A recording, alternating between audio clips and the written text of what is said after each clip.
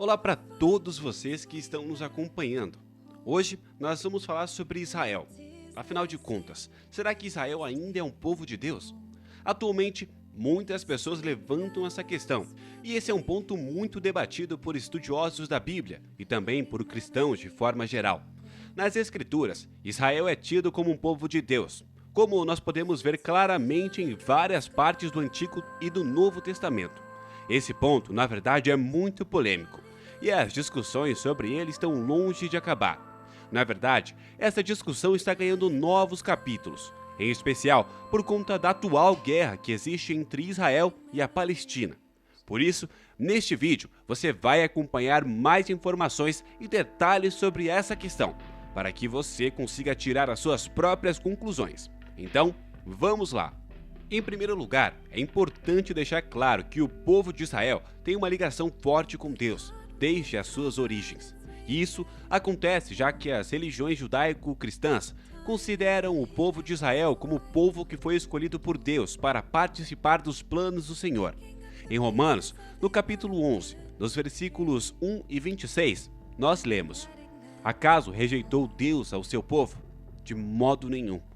Todo Israel será salvo, como está escrito: virá de Sião o libertador, e desviará de Jacó as impiedades." Porém, é muito importante nos focarmos em outro trecho da Bíblia, que é responsável por nos dizer que nem todos os israelitas são filhos de Abraão, ou eleitos por Deus, espiritualmente falando.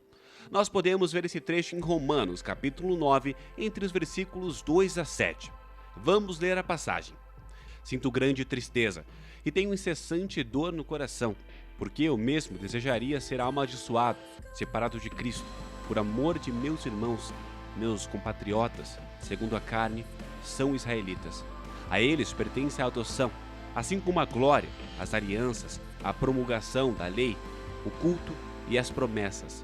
Deles são os patriarcas, e também deles descende o Cristo, segundo a carne, o qual é sobre todos. Deus bendito para sempre. Amém." E não pensemos que a palavra de Deus falhou, porque nem todos os de Israel são, de fato, israelitas.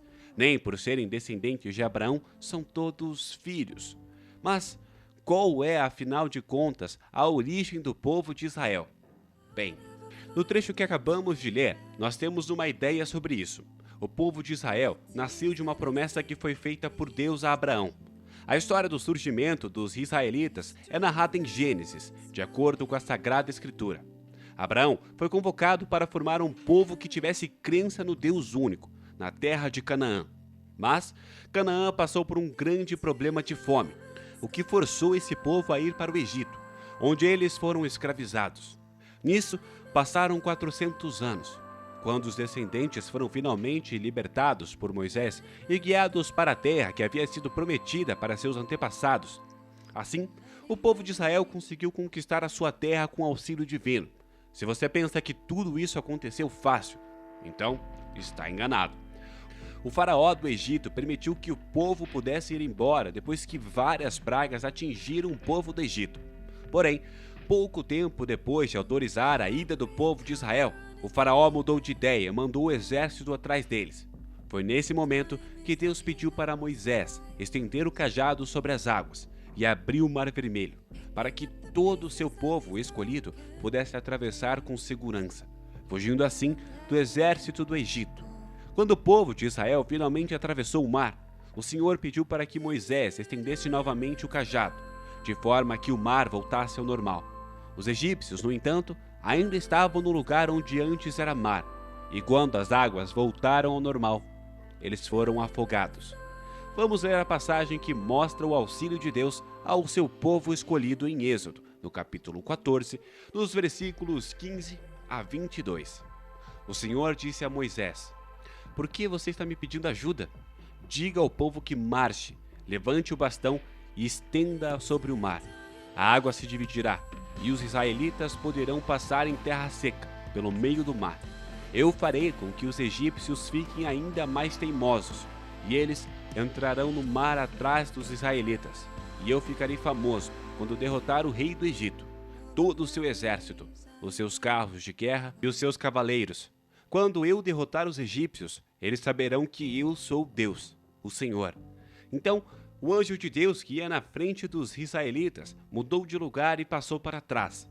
Também a coluna de nuvem saiu da frente deles e foi para trás, ficando entre os egípcios e os israelitas.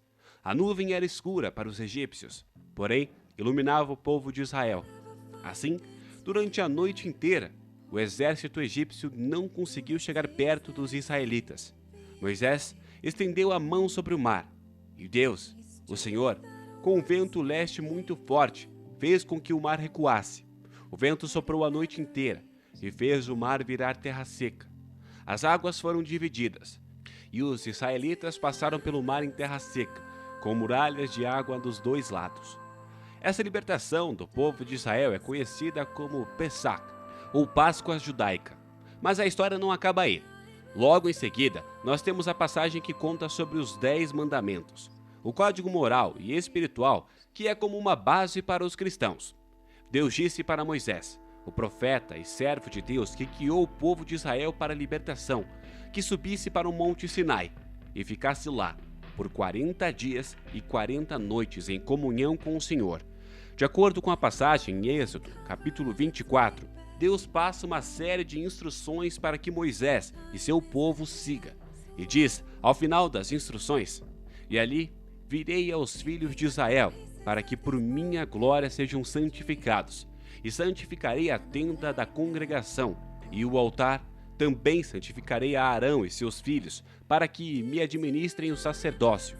E habitarei no meio dos filhos de Israel, e lhes serei por Deus, e saberão que sou o Senhor, seu Deus, que os tenho tirado da terra do Egito, para habitar no meio deles. Eu, o Senhor, seu Deus." Bom, tudo isso gera uma série de efeitos para o povo de Israel. Como a gente pôde ver, a história de Israel está completamente ligada ao pacto que foi feito entre Abraão e Deus.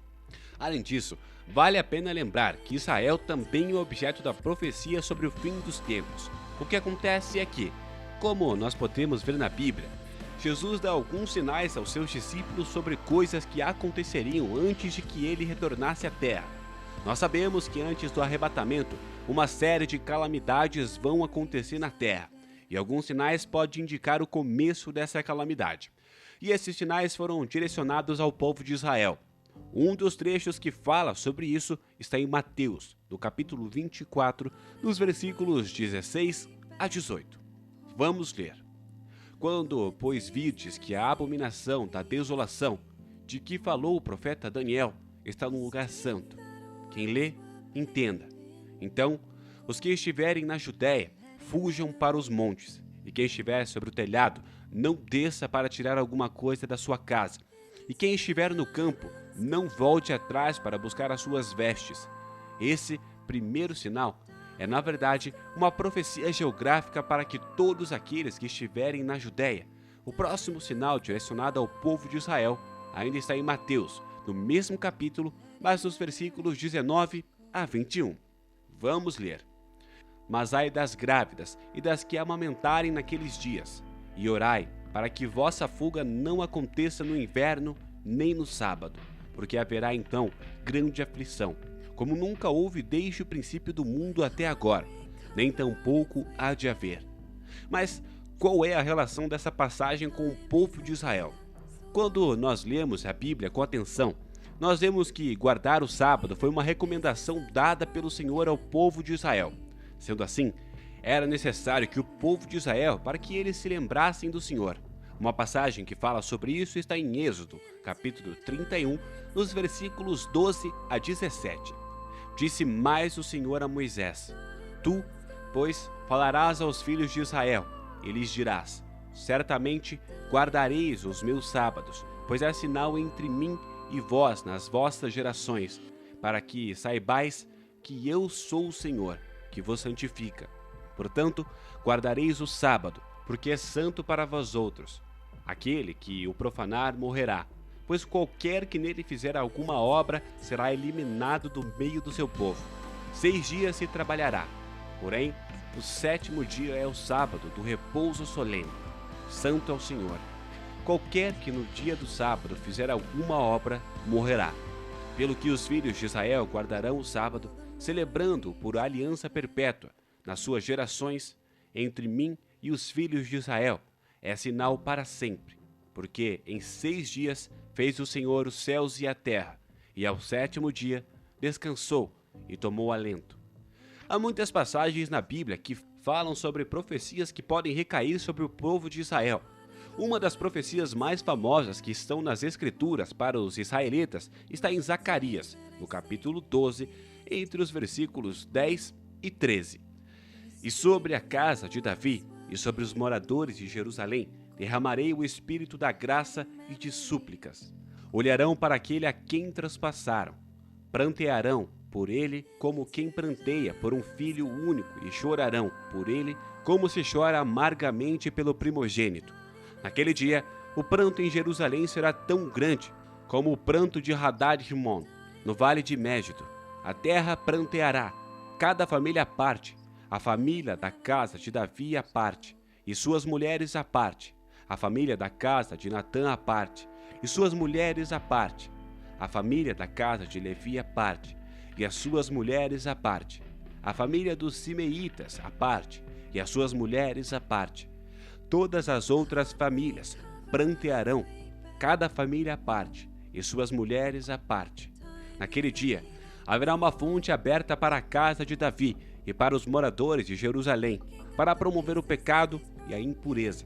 Então, nessa passagem, nós podemos ver claramente a previsão de que os israelitas acabariam passando por cima do Messias, mas depois vão se arrepender de terem feito isso. O fim dos tempos é um tema que certamente dá muito o que falar, e nós temos um vídeo que fala especialmente sobre isso aqui no canal. Não se esqueça de conferir depois. Mas o que a gente pode adiantar aqui é o texto que mais fala sobre isso, é Apocalipse, que descreve que uma besta representando toda a opressão histórica que o povo de Deus enfrentou surgirá. Essa parte não fala diretamente sobre o povo de Israel, mas podemos entender que esse povo também sofrerá essa opressão. Mas a palavra sagrada deixa claro que o Salvador virá, que ele vai derrotar a besta e então salvará todos aqueles que creem na palavra do Senhor, incluindo, é claro, o povo de Israel. Estamos chegando ao fim do vídeo de hoje. Então, o que você acha? Será que Israel ainda é um povo de Deus? Como vimos no vídeo de hoje, há várias interpretações sobre isso. Mas a Bíblia deixa claro que o povo de Israel é o povo escolhido de Deus. Mesmo que nem todos os israelitas possam ser considerados eleitos pelo Senhor. Eu espero que vocês tenham gostado do vídeo e se você gostou, então não esqueça de deixar o seu joinha aqui embaixo e de se inscrever no canal. Além disso, compartilhe também o vídeo com quem você acha que vai gostar de saber mais sobre a relação do povo de Israel com Deus. Muito obrigado e até a próxima!